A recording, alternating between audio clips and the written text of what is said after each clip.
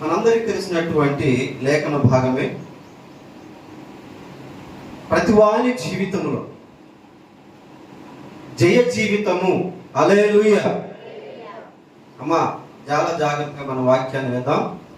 ప్రతివాని జీవితంలో జయ జీవితము అనేది చాలా శ్రేష్టమైనది. ఎందుకంటే ఈ లోకంలో మనము ఓడిపోవడానికే చాలా చాలా అవకాశాలు సాతానుడు మన ముందు పెడుతున్నాడు. ఎందుకంట మనము ఓడిపోవడానికి సాతానుడు ఏ విధంగా ఓడిపోయాడో, సాతానుడు ఏ విధంగా పడిపోయాడో, సాతానుడు ఏ విధంగా జారిపోయాడో మనమందరం కూడా ఈ పరుగు పందెంలో ఓడిపోవాలి. ఎందుకంటే వాక్యం ఏం సెలవిస్తూ ఉంటుందంటే, దేవుడు మన ఎదుట జీవము మరణము అనేటువంటి 2 మార్గాలను పెట్టి ఉన్నారు. ఈ 2 మార్గాలలో మనము గెలిచేవారుగా ఉంటే జీవ మార్గంలో గుండా మనము ప్రయాణం చేస్తాం. అవునండి? హల్లెలూయా. లేదు, ఈ లోకమే నాకు శాశ్వతము, ఈ లోక భోగమే నాకు కావాలి అని కోరుకుంటే కనుక మనము మరణం అనేటువంటి మార్గములో సాతాను యొక్క బిడ్డలంగా మార్చబడతాం. రండి దేవుని వాక్యం చదువుకుందాం. 1 కొరింథీ రాసినటువంటి పత్రికలో, హల్లెలూయా, స్తోత్రం, 7వ అధ్యాయము 1 కొరింథీ రాసినటువంటి పత్రిక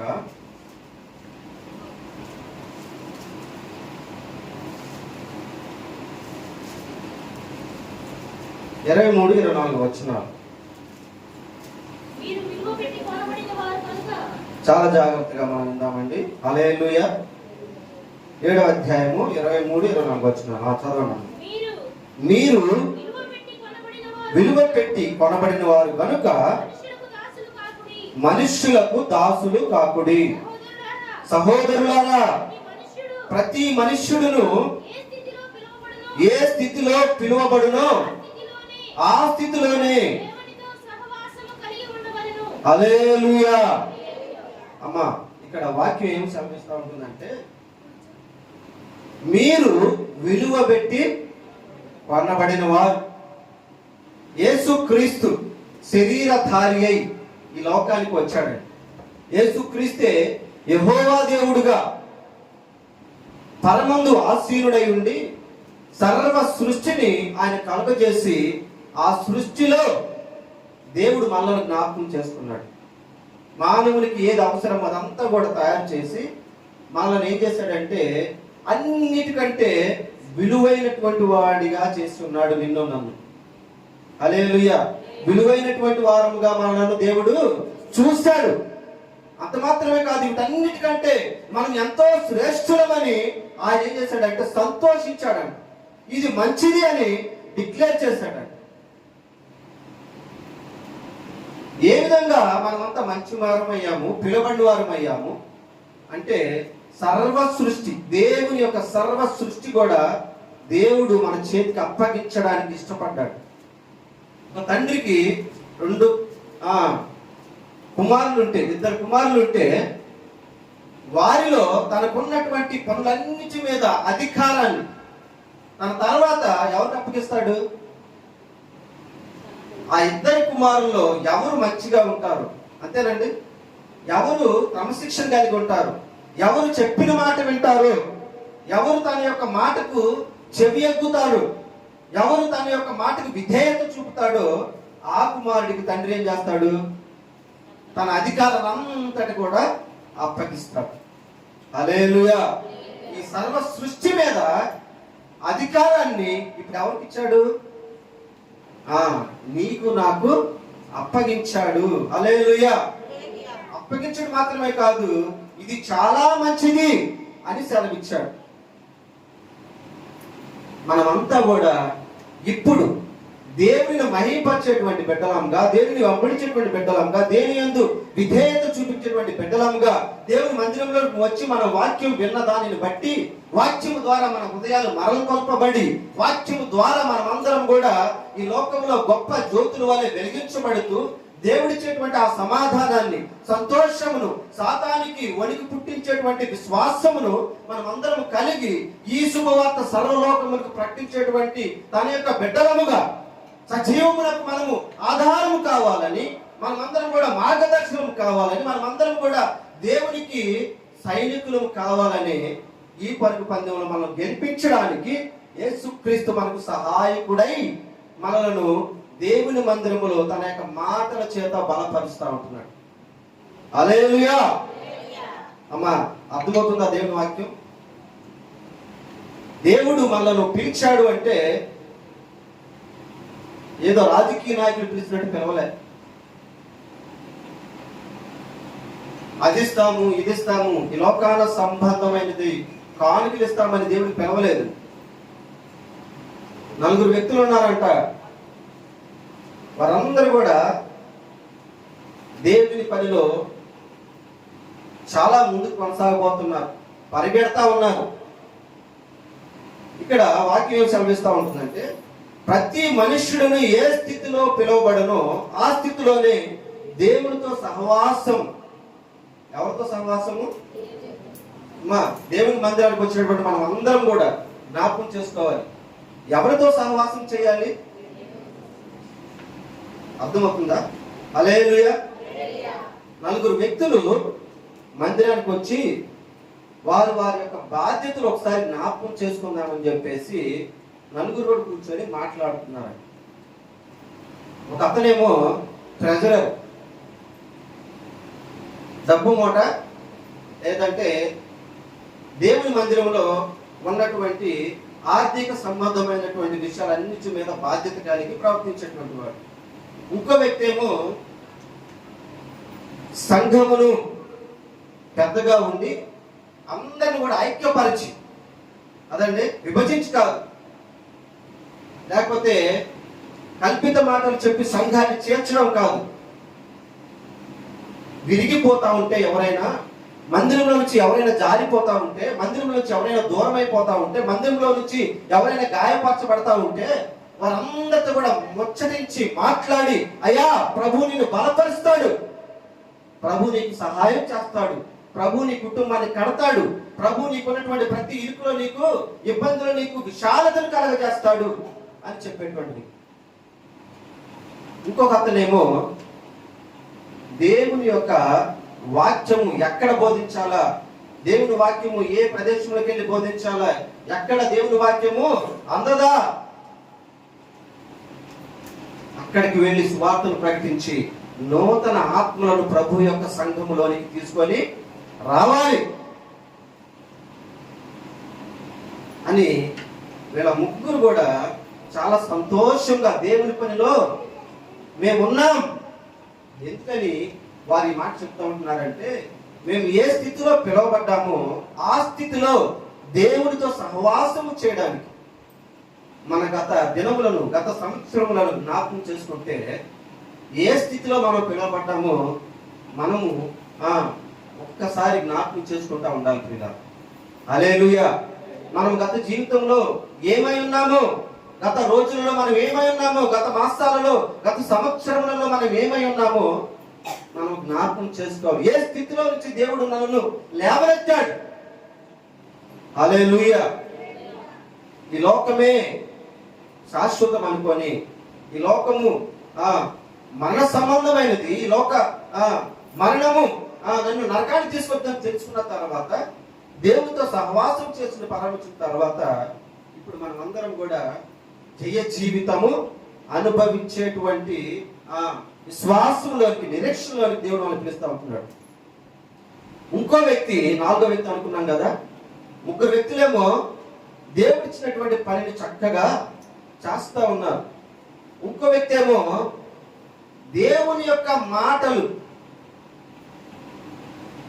లోక సంబంధమైన మాటలు కాదు, ఈ యొక్క దేవుని మాటలు ఏదైతే నా జీవితాన్ని మార్చాయో, నన్ను మనిషిగా చేశాయో, ఏ మాట అయితే నన్ను, నా కుటుంబాన్ని బాగు చేసిందో, ఏ మాట అయితే నా కుటుంబంలోనికి విశ్రాంతిని తీసుకొచ్చిందో, ఏ మాట అయితే నా జీవితంలోనికి నెమ్మదిని తీసుకొని వచ్చిందో, ఆ మాటని సకల జనులకు ప్రకటించకుండా నేను ఉండలేను. హల్లెలూయా. ఈ నలుగురు ముచ్చటించుకుని మాటలను చూస్తే హల్లెలూయా, దేవుడితో వారికి ఉన్నటువంటి సహవాసం ఎంత శ్రేష్టమైనదో మనం గమనించాలి ప్రియులారా. హల్లెలూయా. చూద్దాం ఇంకొక మాట, 9వ అధ్యాయము 1 కొరింథీ రాసిన పత్రిక 9వ అధ్యాయం 24-25 వచనాలు. పందెపు రంగమందు పరిగెత్తు వారందరూ పరిగెత్తుదురు గాని ఒక్కడే బహుమానం పొందునని మీకు తెలియదా? అటువలే మీరు బహుమానం పొందినట్లుగా పరిగెత్తుడి. చాలండి. హల్లెలూయా. కదండి, మనం అందరం చూస్తాం ఈ లోకంలో ఏ పరుగు పందెమైనా సరే 10 మంది పరిగెడితే ఒక్కళ్ళు మాత్రమే సంతోషిస్తారు. 9 మంది ఏం చేస్తారు? బాధపడతారు. గెలవలేకపోయామే, ఓడిపోయామే, అయ్యో అవకాశాన్ని చేజార్చుకున్నామే. ఈ లోక సంబంధమైనటువంటి పరుగులన్నీ కూడా ఒక్కరికే సంతోషాన్ని ఇవ్వచ్చు, కానీ 10 మందిలో 9 మందికి దుఃఖాన్ని మిగుల్చుతారు. హల్లెలూయా. అయితే వాక్యం సెలవిస్తా ఉంటుందంటే యేసు క్రీస్తు ప్రభు యొక్క పిలుపులో పిలువబడిన వారు అందరూ కూడా గొప్ప విజయాన్ని కలిగి జీవిస్తారట. హల్లెలూయా. ఏ ఒక్కరు కూడా విడిచిపెట్టబడరు, ఏ ఒక్కరు కూడా నిరుత్సాహపరచబడరు, ఏ ఒక్కరు కూడా అపజయానికి అప్పగించబడరు, కానీ వారు విజయ జీవితం కలిగి యేసులో ఆనందించేటువంటి గొప్ప వాత్సల్యతను యేసు ప్రభు మనకు దయచేస్తా ఉంటున్నాడు. హల్లెలూయా.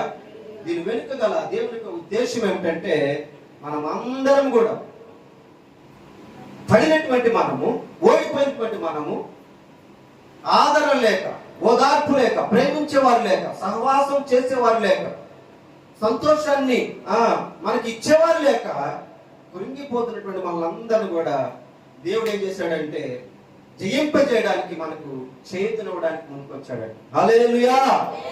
నేనున్నానని చెప్పి బలపరచడానికి మనకు వచ్చాడు. ఈయన ఎవరంటే మనం చూస్తున్నటువంటి నరుడు కాదు. హల్లెలూయా. నరునిగా మనకు సమీపమైనటువంటి మన స్నేహితుడు, మన రక్షకుడు, మన ప్రభు అయినటువంటి యెహోవా దేవుడు, ఆయన యేసుక్రీస్తు, ఆయనే పరిశుద్ధాత్మ దేవుడు. హల్లెలూయా. విజయ జీవితం. అందుకే మీరు దేవునికి దాసులా, లేదంటే ఈ లోకానికి మీరు దాసులా? దేవునికి ఒక్కసారి కనుక మన హృదయాన్ని అప్పగించి చూడండి. హల్లెలూయా.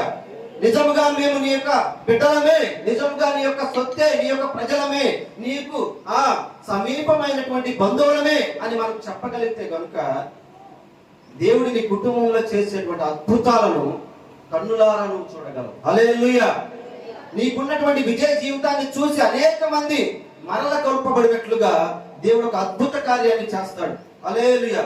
చూడండి, ఆయన అంటున్నాడు కదా, ఏదేను వనములో మన యొక్క ఆది పితరులైనటువంటి ఆదాము అవ్వలు ఏ యొక్క జీవ వృక్షములను కోల్పోయారో, అక్కడ ఓడిపోయారో, ఆ స్థితిలో దేవుడు మనల్ని జ్ఞాపకం చేసుకొని ఆ జీవవృక్ష ఫలములను తిరిగి మనకి ఇవ్వడానికి ఆయన ఏం చేస్తూ ఉంటున్నాడంటే పరుగు పందెంలో మనల్ని గెలిపించి నిత్య రాజ్యములో, నిత్య నివాసమైనటువంటి పరలోక రాజ్యములో మనలను ఈ జీవవృక్ష ఫలములను భుజింపజేసి శాశ్వత ఆనందాన్ని మనకి వస్తాపోతున్నాడు. హల్లెలూయా. చూడండి, ప్రకటన గ్రంథం 2వ అధ్యాయము 7వ వచనం. ఏదైనా వనంలో ఆ యొక్క జీవ వృక్షములను మనం కోల్పోయాం ప్రియులారా. చెవిగలవాడు ఆత్మ సంఘములతో చెప్పుచున్న మాట వినుగాక. జయించువానికి దేవుని పరదేశులో ఉన్న జీవవృక్ష ఫలములు భుజింపనిత్తును. హల్లెలూయా. పరదేశులో ఉన్నటువంటి జీవవృక్ష ఫలములు. హల్లెలూయా. మీరు చూడండి, గమనించారో లేదో, ఈ భూమి మీద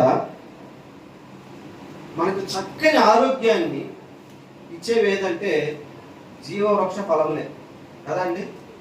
ఏ చెట్టు ఫలములైనా మనం తింటే రోగం వచ్చిందని ఎక్కడైనా మనం వింటామా? అమ్మా వింటున్నారా? ఈ యొక్క భూమి మీద ఏ చెట్టు ఫలములైనా మనకు రోగాన్ని ఇచ్చాయి, ఈ ఫలములు తిని నేను మంచాన పడ్డాను అని ఎక్కడైనా ఉన్నామా? కానీ ఫుడ్ పాయిజన్ వాళ్ళు చేసి పెట్టారు, మాకు రోగం వచ్చింది. పలానా చోట మేము తిన్నాము, మాకు రోగం వచ్చింది. మనం చేసుకున్న వంటలే మనం తింటా ఉంటే ఆయాస, కడుపు ఉబ్బరం తిన్నా కాడి నుంచి. మానవుడు చేసుకున్న ప్రతిది కూడా మనకేం చేస్తుందంటే ఏం చేస్తున్నామా? అనారోగ్యాన్ని తీసుకొచ్చి పెడతాం. అవునా కదా? కానీ యేసు ప్రభు ఇచ్చేటువంటి ఈ యొక్క ఫలములు ఎక్కడ ఫలములు? జీవ ఫలములు. పరదేశంలో ఉన్నటువంటి జీవ ఫలములను దేవుడు మనకిచ్చి మనల్ని ఏం చేస్తాడంటే శాశ్వతమైన ఆరోగ్యం చేత తనతో పాటు నిత్య నివాసములో జ్ఞాపకం చేసుకుంటానని వాగ్దానం చేసిన దేవుడు నమ్మదగిన వాడు. హల్లెలూయా. ఆ జీవవృక్ష ఫలములను తినడానికై ఏదైనా వనములో ఏ ఫలములు అయితే మనం కోల్పోయామో, ఏ యొక్క తిరస్కారాన్ని మనం కలిగి ఉన్నామో, ఏ యొక్క తోట నుంచి మనము పారద్రోయబడ్డామో, తిరిగి మనలను తన యొక్క సహవాసంలోనికి దేవుడు మనల్ని పిలుస్తా ఉంటున్నాడు. హల్లెలూయా. అయ్యా నా మాట విని నాతో సహవాసం కనుక మీరు చేసినట్లయితే, నాతో కనుక మీరు నిత్య జీవనం అనుభవించాలని కోరుకుంటే గనక, నా సహవాసానికి వచ్చి నా మందిరానికి వచ్చి నన్ను కనుక మీరు అడిగితే ఆ జీవవృక్ష ఫలములను మీకు నేను భుజింపనిస్తాను. హల్లెలూయా. ఈ లోకంలో మనకు కలిగినటువంటి ఈ యొక్క గొప్ప ఆదరణ మనం గనక సద్వినియోగపరచుకుంటే, హల్లెలూయా, మనం గనక ఈ యొక్క రక్షణ గనక అంగీకరించినటువంటి వారంగా ఉన్నట్లయితే, ఈ యొక్క మాటను గనక మనము బంగారం దొరికినట్లుగా మనకు బహుమానమైనటువంటి ఈ యొక్క సువార్తమానాన్ని గనక మన హృదయంలో చేర్చుకుంటే, ఎన్నడూ లేని ఎక్కడ దొరికినటువంటి గొప్ప నెమ్మదిని యేసుక్రీస్తు ప్రభువారు మనకు దయచేస్తారు. హల్లెలూయా. మీరు విన్నారో లేదో, చెప్పారో లేదో కానీ మరొకసారి జ్ఞాపకం చేస్తారు. ఒక తల్లి ఒక కుమారుణ్ణి పెద్ద చేసి తనకున్నటువంటి చిన్న వ్యాపారంలో ఏంటంటే ఆవిడ మార్కెట్కి వెళ్ళి ఆ సీజన్కు సంబంధించినటువంటి ఫలాలను తీసుకొచ్చి ఊరూర తిరిగి బజార్ తిరిగి అమ్మి ఆ వచ్చిన డబ్బుతో కుమారుణ్ణి ఏం చేసింది? పెంచి పెద్ద చేసింది. గొప్పవాణ్ణిగా చూడాలి నా కుమారుణ్ణి అనుకుంది. అయితే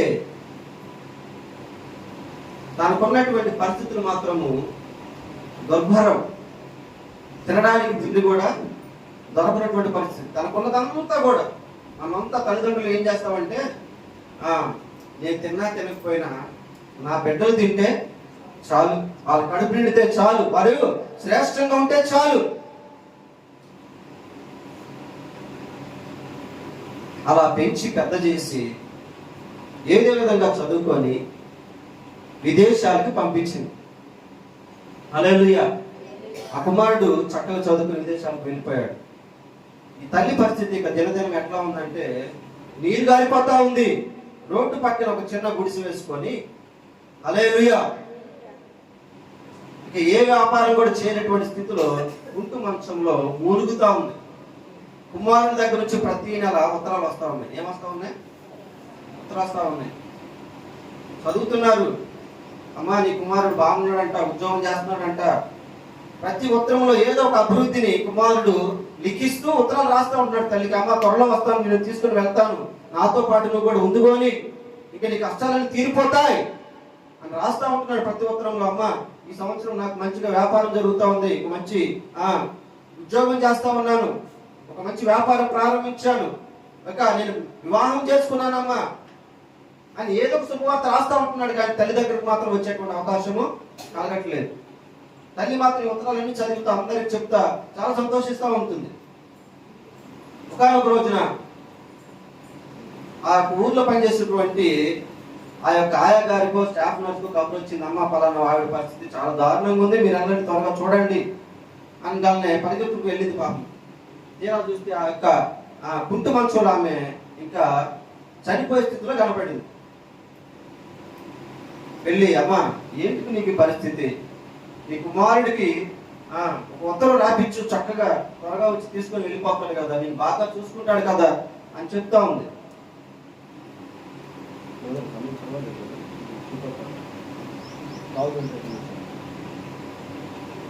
చెప్తా ఉంది ఇలా. లాస్ట్గా వచ్చిన ఉత్తరం ఏదో ఒకసారి చూపి అని చెప్పేసి ఆ ఉత్తరం చూస్తే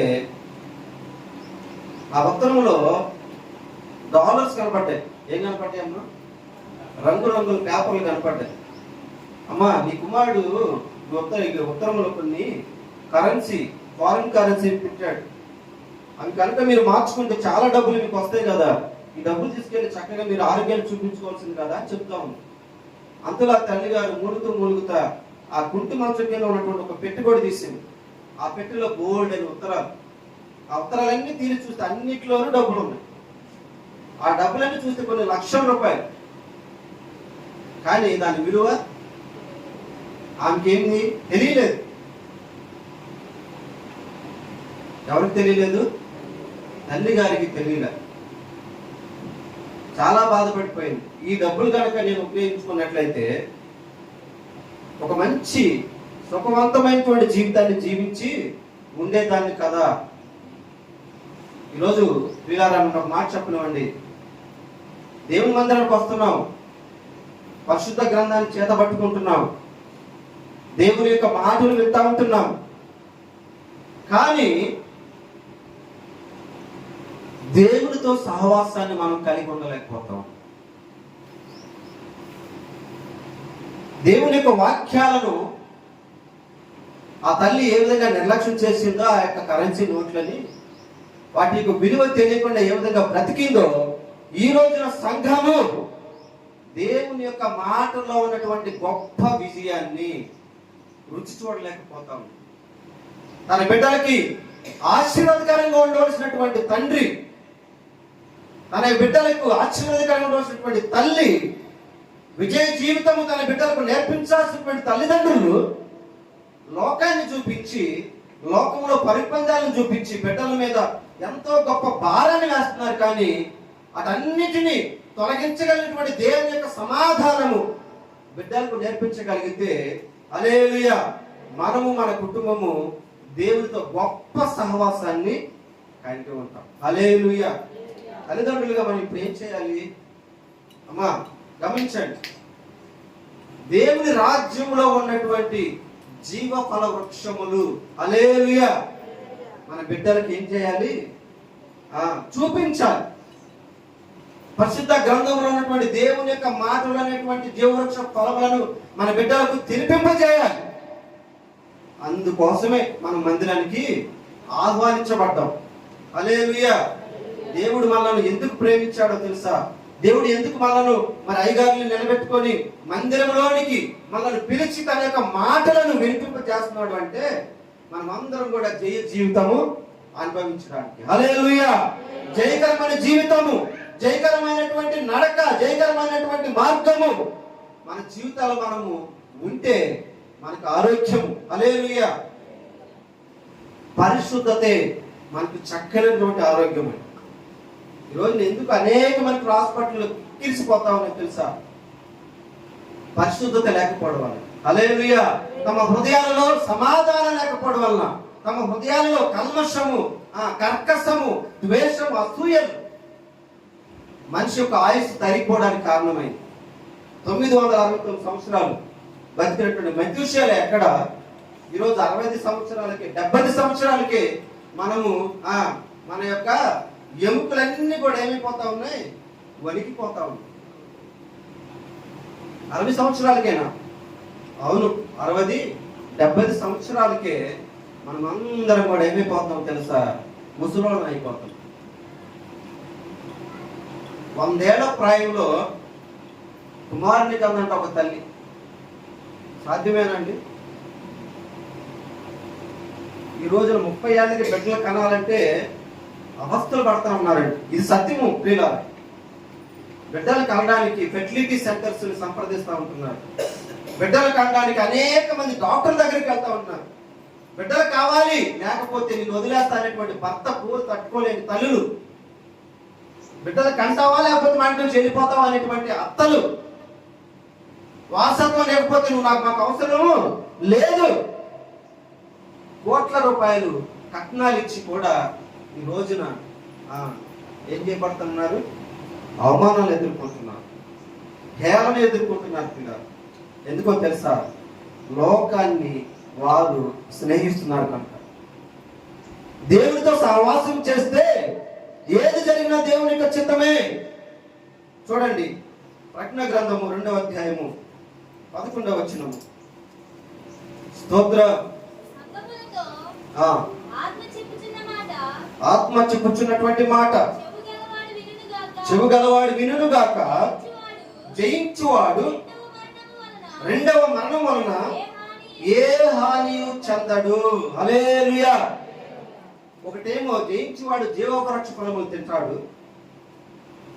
తర్వాత రెండవ మరణం పైగా రెండవ మరణం వలన ఏ హాని కూడా మనకు జరగదు. ఎందుకంటే మనం జయించబడినటువంటి వారు. హల్లెలూయా. జయించినటువంటి వాడు, పునరుత్థానంలోని ప్రవేశించినటువంటి వాడు మన యేసుక్రీస్తు ప్రభువారు. మనల్ని మరణం నుంచి గెలిచి తిరిగి లేపినటువంటి వాడు. ఇక రెండవ మరణంపై దేవుడు మనకు గొప్ప అధికారం ఇచ్చాడు. ఆ మరణం గురించి భయపడాల్సిన అవసరము లేనే లేదు. అందుకే ఆత్మీయులు, విశ్వాసులు, దేవుని యొక్క పోరాటంలో ముందుకెళ్లే వాళ్ళు మరణాన్ని సంతోషంగా ఆహ్వానిస్తూ ఉంటారు. ఎప్పుడు మరణించినా, ఎక్కడ కూలిపోయినా నేను భయపడను. హల్లెలూయా. మరణానికి మనము భయపడడానికి వీల్లేదు. 22వ అధ్యాయము 2-3 వచనాలు. ప్రకటన గ్రంథము 22వ అధ్యాయము 2-3 వచనాలు చూడండి. ఆ పట్టణపు రాజవీధి మధ్యను ప్రవహించుట ఆ దూత నాకు చూపెను. ఆ నది యొక్క ఈ వలను ఆవలను జీవవృక్షం ఉండెను. అది నెల నెలకు ఫలించుచు 12 కాపులు కాయను. ఆ వృక్షం యొక్క ఆకులు జనములను స్వస్థపరచుటకై వినియోగించును. చాలు. హల్లెలూయా.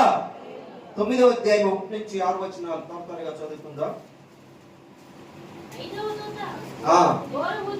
5వ దూత బోర ఊదినప్పుడు ఆకాశం నుండి భూమి మీద రాలిన ఒక నక్షత్రమును చూచుకుని అగాధము యొక్క తాళపు చెవి అతనికి ఇయ్యబడెను. అతడు అగాధము తెరవగా పెద్ద కొలుములో నుండి లేచు పొగ వంటి పొగ అగాధములో నుండి లేచెను. ఆ అగాధములోని పొగ చేత సూర్యుని వాయుమండమును చీకటి కమ్మెను. ఆ పొగలో నుండి మిడతలు భూమి మీదకి వచ్చాను. భూమిలో ఉండి తేళ్లకు బలమున్నట్టు వాటికి బలము ఇయ్యబడెను. మరియు నొసళ్ళ యందు దేవుని ముద్ర లేని మనుషులకే తప్ప భూమిపై ఉన్న గడ్డికైనను ఏ మొక్కలకైనను మరి ఏ వృక్షములకైనా హాని కలుగ చేయకూడదని వాటికి ఆజ్ఞ ఇయ్యబడిన. చాలండి. హల్లెలూయా. ఇప్పుడు దేవుని ముద్ర లేని మనుష్యులకు గొప్ప ప్రమాదం ఉంది. హల్లెలూయా. దేవుని ముద్ర లేకపోతే కనుక మనం అందరం కూడా ఓడిపోయిన గుంపులో ఉండిపోతాం. అందుకేనండి దేవుడు అవకాశం ఇస్తా ఉంటున్నాడు. అందుకేనండి దేవుడు సమయాన్ని మన కొరకు హెచ్చిస్తా ఉన్నాడు. వాక్యం ద్వారా మనము మన హృదయాలను బాగు చేసుకోవాలని, మన యొక్క కుటుంబాలను బాగు చేసుకోవాలని, మనకి ఇచ్చినటువంటి బహుమానమైనటువంటి మన బిడ్డలను బాగు చేసుకోవాలని దేవుడు ఏం చేస్తా ఉంటున్నాడంటే అవకాశం ఇస్తా ఉంటున్నాడు. హల్లెలూయా. దేవుని వాక్యం సెలవిస్తా ఉంటుంది కదా, దేవుని యొక్క ముద్ర లేకపోతే సాతానుడు అంటున్నాడు కదా, 666 ముద్ర మన నుదుటి మీదనో మన యొక్క చేతి మీదనో వేసేస్తాడు. కానీ మనందరికీ దేవుడు ఇచ్చినటువంటి గొప్ప అవకాశం ఏంటంటే, దేవుడు ఇచ్చినటువంటి గొప్ప రక్షణ, విశ్వాసము, నీతి అనేటువంటి ముద్రను మన జీవితాల్లో మనం కలిగి ఉండాలి. అయిలారా, అర్థమవుతున్న వాక్యం? హల్లెలూయా. అమ్మా ఎక్కడే ఉన్నారా? దేవుని యొక్క వాక్యము మనల్ని ఏం చేస్తుందంటే మనుషులుగా మారుస్తుంది. దేవుని వాక్యం మనలో లేకపోతే కనుక మనము జంతువుల కన్నా హీనమైపోతాము. మనలో ప్రేమ అనేదే ఉండదు.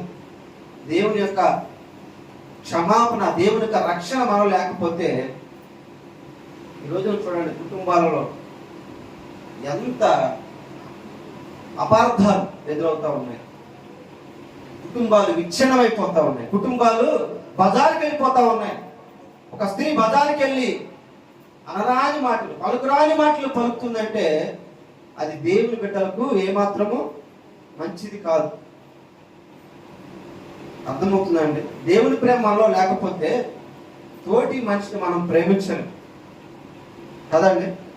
తోటి మనిషిని మనం ఆదరించలేం. తోటి మనిషిని మనము అర్థం చేసుకోలేం. ఒక భర్త ఒక భార్యను ప్రేమించలేడు. ఒక భార్య తన భర్తను ప్రేమించలేదు.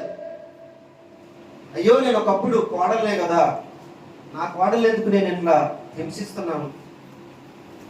అయ్యో, రేపు నేను అత్తను కోపడుతున్నాను కదా, ఎందుకు ఈ రోజు నా అత్తను నేను దూషిస్తా ఉన్నాను? అర్థమవుతుందండి దేవుని యొక్క వాక్యం? హల్లెలూయా.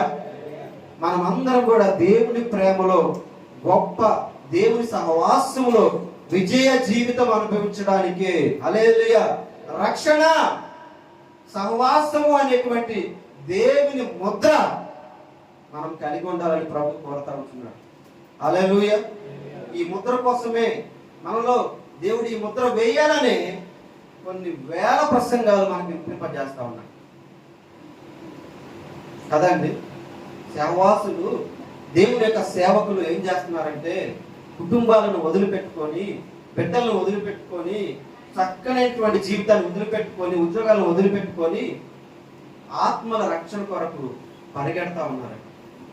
హల్లెలూయా. దేవుని పని ఏ విధంగా నేను చేయాలి, దేవుని యొక్క సహవాసంలో నేను ఉండాలి కదండి. ఆయన 3.5 సంవత్సరాలే పరిచర్య చేశాడు.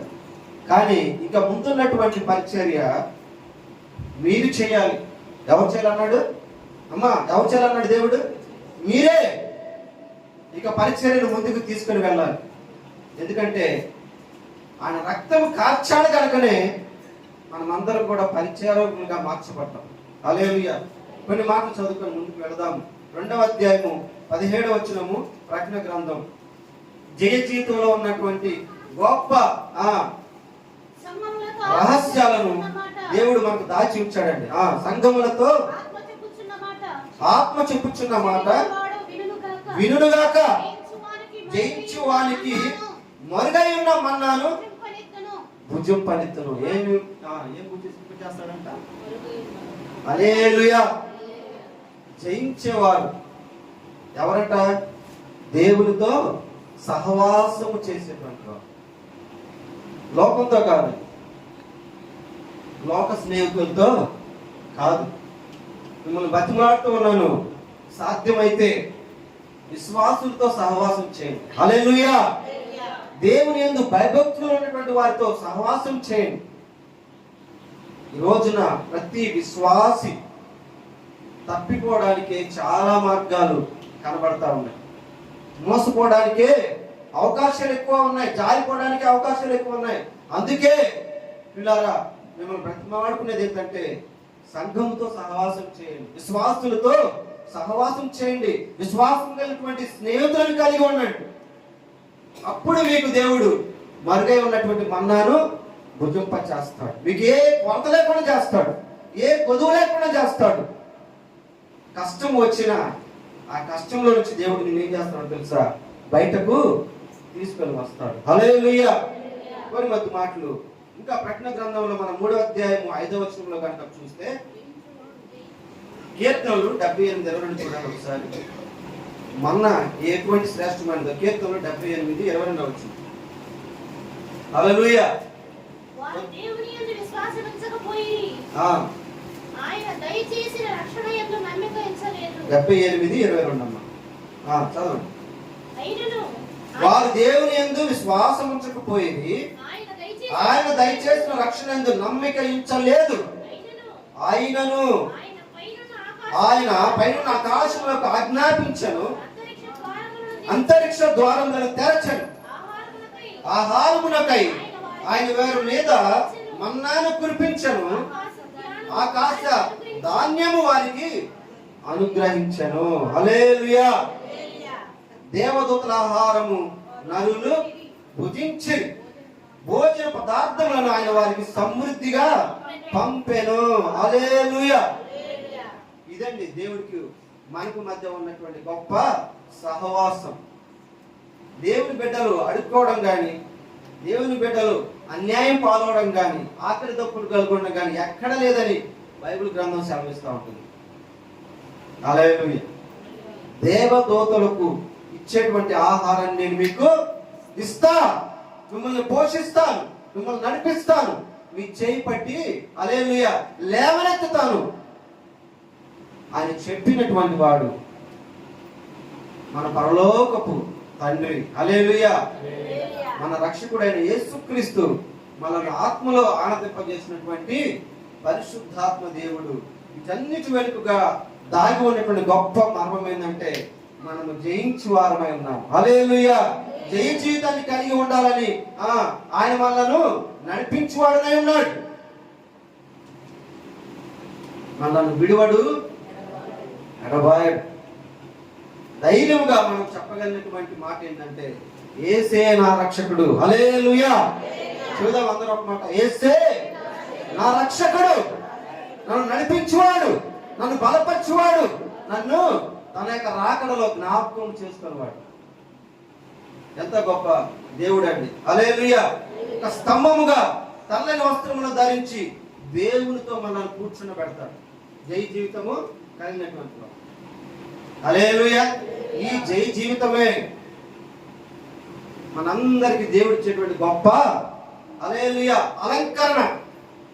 వధువుకు కావాల్సింది ఏంటి?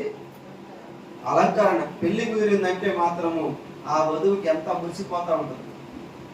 అవునా కదండి? పెళ్లి కాలేదంటే తల్లిదండ్రులకి ఎంత అవమానమో.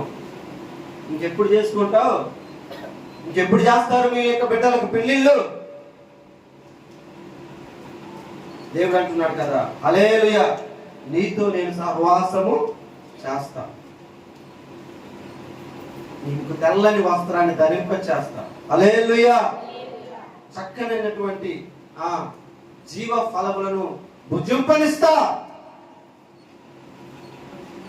మరుగైనటువంటి మన్నాను నీకు రుచి చూపిస్తా. హల్లెలూయా. మీకు చెప్పాను కదా లాస్ట్ టైం, పరలోక రాజ్యము 2250 కిలోమీటర్లు. ఆ పట్టణం యొక్క విస్తారణ మనకు జ్ఞాపకం చేసుకుంటే ప్రకటన గ్రంథంలో చాలా స్పష్టంగా రాశాడు. ఈ భూమి మీద ఏముందంటే 2 సెంట్లు ఉంటే ఆస్తిపల్లిలో ఉంటున్నారు. హైదరాబాదు లేదంటే గొప్ప గొప్ప మల్టీ సిటీస్ లో కనుక మనం చూస్తే 1 సెంటు భూమి ₹1 కోటి, 2 కోట్లు, 3 కోట్లు అమ్మేస్తా ఉన్నారు.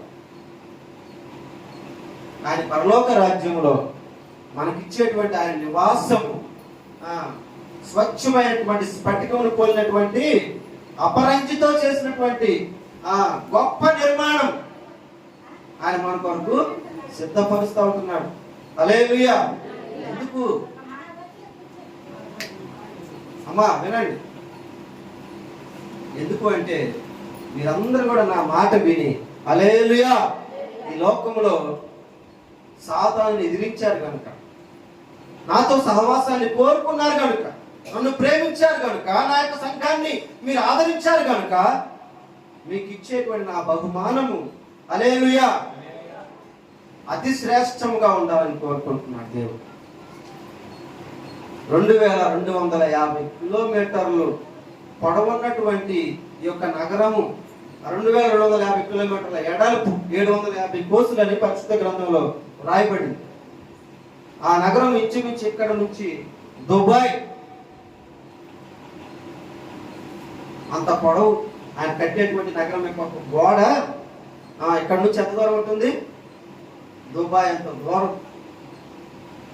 అది ఎట్లా కట్టబడిందంటే స్వచ్ఛమైనటువంటి బంగారంతో కట్టబడింది. స్వచ్ఛమైనటువంటి బంగారంతో కట్టబడింది. ఆ వీధులలో దేవుడు నిన్ను నన్ను నడిపించబోతా ఉన్నాడు. హల్లెలూయా. ఇంకా అక్కడ ఆకలి ఉండదండి, అవమానాలు ఉండవు, సూటిపోటి మాటలు మనము పడాల్సినటువంటి అవసరము లేనే లేదు. నీ కన్నీటిని ఆయన ఏం చేస్తాడంట? నాట్యముగా మారుస్తాడు. హల్లెలూయా! ఎంత గొప్ప సహవాసము దేవుడు మనకిచ్చాడు. హల్లెలూయా! ఆ సహవాసంలో మనతో వద్దులుదానని ఆయన కోరుకుంటున్నాడు. చూడండి, ప్రకటన గ్రంథం సరిగా మాట చదువుకొని ముగించుకుందాము. ఎందుకంటే 2 పేతురు 2వ అధ్యాయం 15-19 వచనాలు అంటాడు కదా, మీరు దేని వలన జయింపబడునో దానికి దాసులు అవుతారంట. అర్థమవుతున్న వాక్యం. పేతురు గారు ఇది రాశాడు ఈ మాట.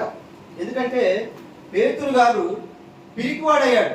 పేతురు వాడు భయపడ్డాడు. పేతురు యేసు ప్రభువే లోక రక్షకుడు, ఆయన నేను ఎరుగుదునని చెప్పడానికి ముమ్మారు బొంకాడు.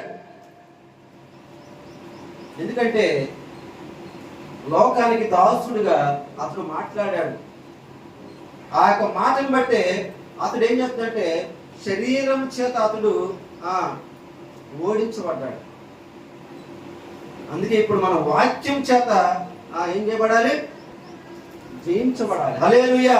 వాక్యములో మనం అందరం కూడా మరలా మరణము గెలిచినటువంటి వారముగా, జీవాన్ని పొందుకున్నటువంటి వారముగా యేసుక్రీస్తు ప్రభువుతో మనం చేతులు కలపాలి. హల్లెలూయా! దేవుడు నమ్మదగిన వాడు. హల్లెలూయా! దేవుడు మానవుడు కాదు, నరుడు కాదు. సంఖ్యాకాండంలో చదువుతాం, ఆయన మాట ఇచ్చి తప్పడానికి నరుడు కానే కాదు. ఆయన మాట నెరవేర్చేటువంటి వాడు. ఆయన చేసినటువంటి వాగ్దానాలు, ఆయన చేసినటువంటి ప్రమాణాలు, నిబంధనలు ఇప్పటికి కూడా జరుగుతూనే ఉంది. హల్లెలూయా! ఆయన మాట అంటే మాటే. హల్లెలూయా! ఆయన మాట ఇచ్చి తప్పుటకు నరుడు కానే కాదు. హల్లెలూయా!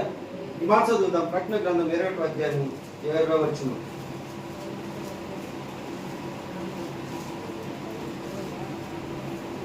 హల్లెలూయా! 21వ అధ్యాయం 7వ వచనం. జయించువాడు వీటిని స్వతంత్రించుకొనును, నేను అతనికి దేవుడై ఉండును. ఆమేన్. హల్లెలూయా! జయించువాడు ఒక గొప్ప అర్హతను, స్వాస్థ్యాన్ని మనం చెప్పుకున్నాం కదా. తండ్రి ఏ కుమారుడైతే మాట వింటాడో, ఏ కుమారుడైతే విధేయత చూపిస్తాడో ఆ కుమారుడికి సమస్త వాటి మీద అధికారాన్ని ఇచ్చివేస్తాడు. నా తర్వాత ఇక నా కుమారుడే సమస్తాన్ని చూసుకుంటాడు.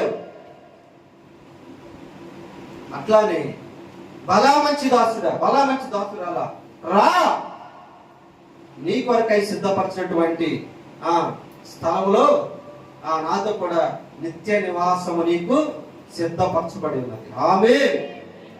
స్వతంత్రించుకొనుగా. జయించువాడు వీటిని స్వతంత్రించుకుంటాడంట. అంత మాత్రమే కాదు, అక్కడ ఏంటంటే నేను అతనికి దేవుడినై ఉండును, అతడు నాకు కుమారుడై ఉంటాడు. ఒక తండ్రి, నిరుపేద తండ్రి కుమారుని తీసుకుని రెస్టారెంట్కి వెళ్ళాడంట. ఎక్కడికి వెళ్ళాడు? లేదంటే ఒక బంజారా హిల్స్ లో ఉన్నటువంటి తాజ్ బంజారాకి వెళ్ళాడు అనుకున్నాం. తాజ్ కృష్ణ, చాలా లగ్జరీస్ హోటల్స్ అవి హైదరాబాద్. అక్కడికి వెళ్ళిపోయి ఒక్కొక్క రూమ్ దగ్గర 1,00,000 ఉంటుందండి రోజుకి ఖర్చు. అర్థమైందా మీకు? ఒక రోజుకి అయ్యే ఖర్చు ఎంత? 1,50,000 రూపాయలు. అయ్యా, ఈ రాత్రికి మేము ఈ హోటల్లో ఉండాలి. ఈ హోటల్లో అతి శ్రేష్టమైనటువంటిది, అతి ఖరీదైనటువంటిది, అతి విలువైనటువంటిది, బిలియనర్స్ వచ్చి స్టే చేసేటువంటి రూమ్ ఏదుందో అది నా కుమారుడికి ఇవ్వండి. హల్లెలూయా! ఈ యొక్క హోటల్లోనే అతి తక్కువ ఖర్చుతో ఉండేది, ఖరీదు లేనటువంటి అతి సులువైనటువంటి రూమ్ మాత్రం నాకు ఇవ్వండి అని చెప్పాడు తండ్రి. ఈరోజు కూడా మనలను ఆ స్థితిలో ఉంచాలని సృష్టికర్త అయిన దేవుడు మన కొరకు ఎలా వచ్చాడంటే ఒక సాధారణ మనిషిలాగా వచ్చి ఈ భూమి మీద మనవలే ఒక చిన్న రూమ్ లో ఉండడానికి ఇష్టపడ్డాడని. మనల్ని ఎక్కడ ఉంచాలని? విలువైన అతి ఖరీదైనటువంటి ఆ యొక్క పరలోక రాజ్యములో మనం ఉంచాలని ఆయన ఈ లోకానికి ఒక చిన్న భూమి మీదకు వచ్చి మనతో సహవాసం చేశాడు. ఎందుకంటే మనల్ని జయించాలి. హల్లెలూయా. మనల్ని జయింప చేయాలని, మనను ఓడిపోకుండా గెలిపించాలి కదండి. ఎంత ఆనందం ఉంటుంది. మన తండ్రి మన పక్కన ఉంటే ఎంత ఆనందం ఉంటుందండి. మన పక్కన నిలబడి మనం గెలిపించడానికి యేసుక్రీస్తు ఈ లోకానికి వచ్చాడు. మనము ఆయన ద్వారా జయించగలము. ఆయన ద్వారా యుద్ధంలో గొప్ప విజయాన్ని పొందుకోగలము. దేవుడి మాటలను మనందరికీ కూడా ఆశీర్వాదకరంగా చేయుగాక. ఆమె వాక్యమును మరి చెప్పడానికి అవకాశం కల్పించినటువంటి గారికి ప్రత్యేక వందనాలు. సంఘమంతటికి కూడా వందనాలు తెలియజేస్తూ ఈ యొక్క మరి బాగా చూపిస్తాం. Praise the lord.